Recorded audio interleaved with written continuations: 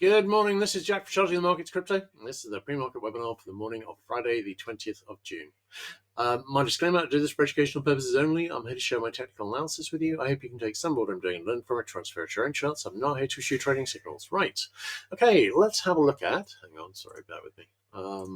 Okay, let's have a look at Bitcoin. Now, Bitcoin on the weekly chart, obviously, this looks like a bullish consolidation, setting up a retest of the high at 112. On daily chart, no current divergence, and we have broken back slightly over the daily middle band. This is my preferred outcome. I did a post on crypto on Wednesday, looking at the downside scenario, but I would prefer to see the upside scenario. And I'm going to be doing one on equities today, looking at the downside scenario. But again, I'm going to make it clear I'm looking for the upside scenario as my preferred option. So at the moment, we're holding the 50 DMA here, and we're back above the daily middle band. I would like to see all three of these break above the daily middle band again.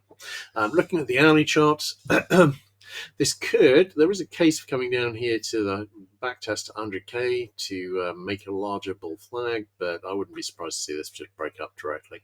And this could be, it's not a great triangle, I don't think. Hang on, wait a second. Is this a triangle? Really, ideally, coming from here. Okay, it's not awful. I'm going to leave that in there as a possibility. So hasn't quite made it to support there, but maybe it will. This could be a triangle forming.